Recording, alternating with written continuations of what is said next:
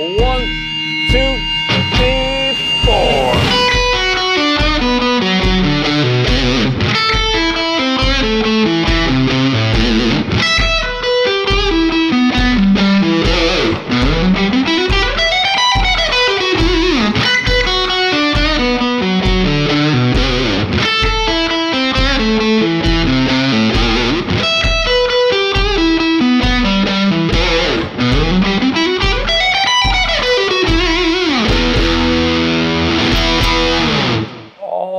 Like King Arthur pulled Excalibur from the stone, we are going to pull with our shoulder these notes. And we're doing very simple notes. If you've played a B minor chord before with a bar, we're basically playing that. And that's what an arpeggio is. An arpeggio is the notes of a chord played separately. We're going to play each note twice. 1, 2. And the first note is going to be slightly quieter than the second note. Na, na. And that's because the second note is on the downbeat. So, like that. 3, 4. So, of those little sets of 2 notes, the second one is louder. And the second one, for the most part, is also an upstroke. Now, in a way, I even hesitate to call it an upstroke because it's really, I'm trying to get you to generate it with a shoulder pull. Now, to practice this, you might just real quickly make a shuga shuga sound, which will make sure that you've got kind of the general feel for what it feels like to move your shoulder to pick. And then, so it means you can keep a really consistent tone, and it gives you a pretty powerful upstroke.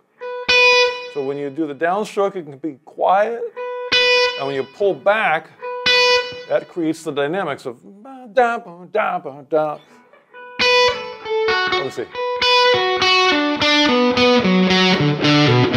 So I hope you're watching my shoulder as I play that.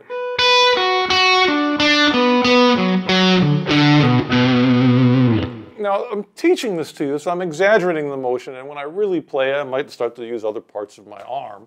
But the shoulder is in there, I'm pretty sure. All right, now let's get the notes. So it's a B, 2 Bs really, 2 of everything. Then we have 2 F sharps, 2 Ds, 2 Bs, 2 F sharps, 2 Ds. So now this is the first time that I've had more than 1 note on a string, and I'm going to take advantage of that by doing a pull-off. The pull-off is a little quieter than the pick note, and that's what I want, because I want that first B note to be quiet, and then I hit it with a loud one at the end. So that's the only pull-off on the whole thing, is I'm going down, up, pull-off, and then hitting with a big downstroke at the end. All right, let's do that slow. 1, 2, and 3, and 4.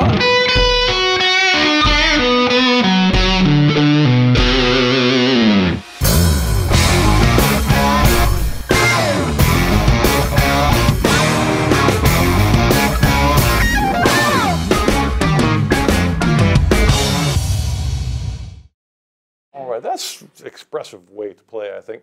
Now, part 2, take a breath, is the left hand. In order to make this legato, legato doesn't necessarily mean hammer-ons and pull-offs. It just means that there's no space in between the notes. When one note ends, the other one starts immediately with no space. And that's hard to do here because we keep having to change from string to string. And you know, if the finger like lifts up to go to the next one, there's going to be a silence. And that's not legato anymore. We want no sound, no silence in between.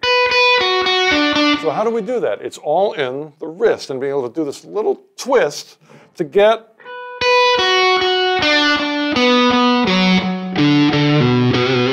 from one string to the next. And you can watch my wrist. Now there I could use the different fingers. That's a little bit easier to do. But once I'm there,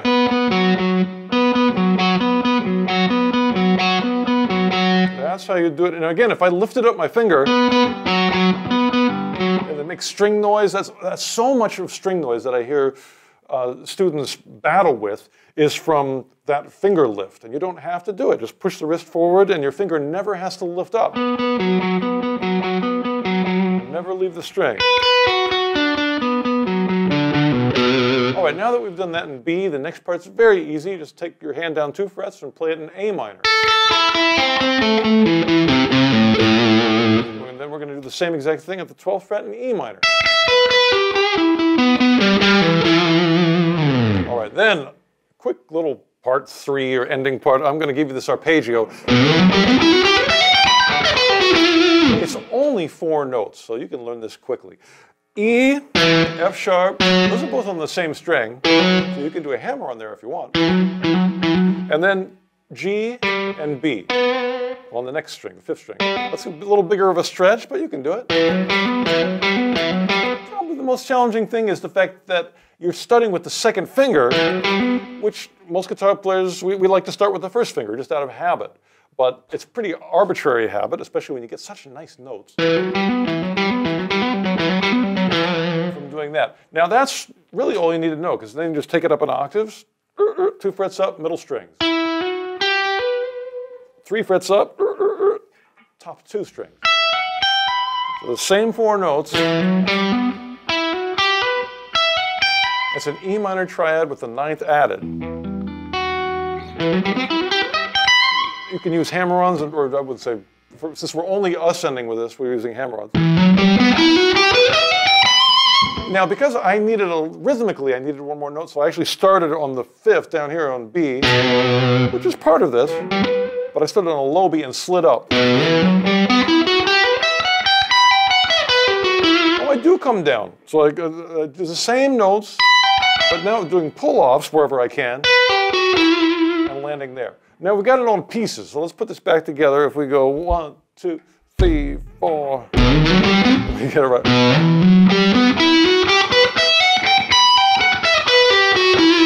I think it doesn't start on 1s. Let me find out where it starts. It goes 1, 2, 3, 4.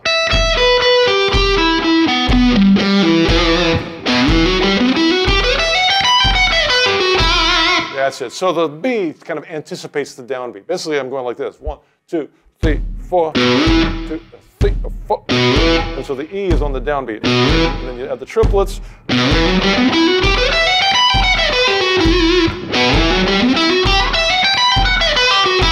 right, let's do the whole thing. 1, 2, and 3, and 4.